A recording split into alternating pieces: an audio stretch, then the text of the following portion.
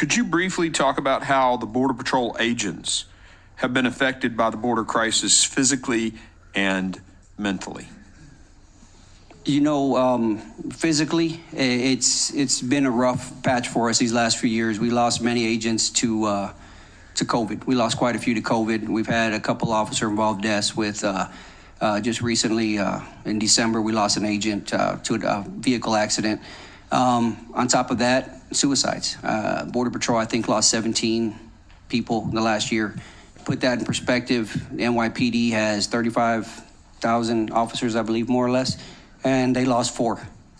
So it is a big issue. We see a lot of stuff out there that the average person doesn't see. I think that what hits folks hardest is what happens with the children we see. We see a lot of young kids coming across 3, 4, 5 years old, 7 years old that are unaccompanied. Their parents are already here in the United States and they send them by themselves. And who knows about the hundreds, if not thousands more that never make it through.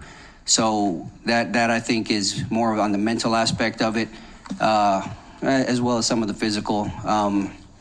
It's a difficult job. It's increasingly getting harder by the fact that we're not put in a position to do the job that we were trained to do. I mean, I think the Border Patrol is the only union you're ever gonna see in the history of unions that is actually asking for more work.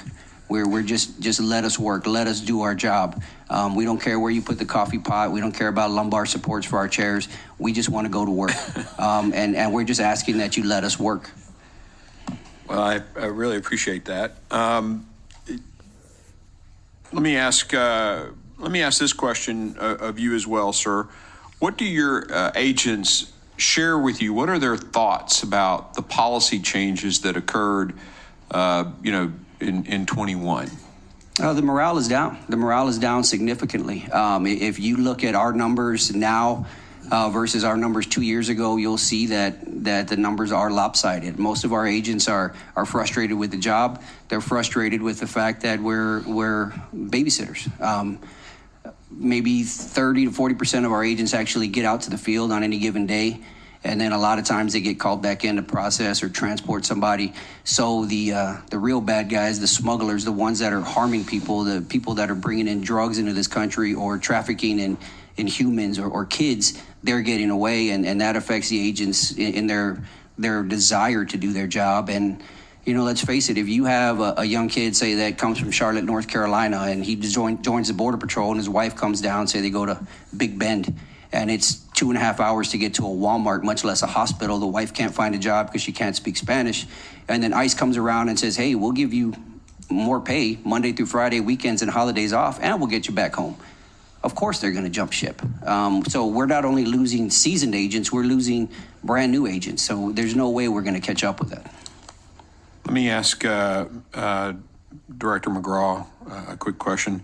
How much is DPS spending per month for border security, and how much was DPS spending before January 21? Well, state legislature and the government have invested a lot of money over the years, and certainly $800 million in the Department of Public Safety alone. But when we saw the record numbers, and I say record numbers, 1.3 million apprehensions in Texas in 2021, and again 1.4 million in 2023. The governor and legislature has dedicated billions of dollars now.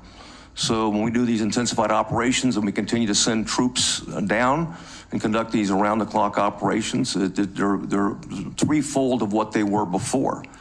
Importantly, now we have the National Guard, and the state's paying for that National Guard. And it's a very important part of it because, as Border Patrol and probably Chief Ortiz already talked about, personnel, you got to have technology, you got to have infrastructure, and you also need doctrine, right? The correct doctrine and policies in place to be able to secure the border. And one last thing, I'd like to at least put a pitch in for Border Patrol. The federal government's always undervalued the patrol function. They always have, and don't recognize the post 9/11 environment, that patrol function, how important it is in terms of prevention. And certainly they do need to be on par with their other federal counterparts. We need more boots on the border, less wingtips, and you get right down to it. And that's really what Border Patrol brings us. I got your reference. Thank you. Yes, sir. Just to summarize that, it was your budget has had to go up 3 times, if I understood you correctly, not counting the National Guard's additional cost at the border. At least threefold, exactly. Yes, sir. All right, thank you. My time is up. I now recognize Chairman Higgins.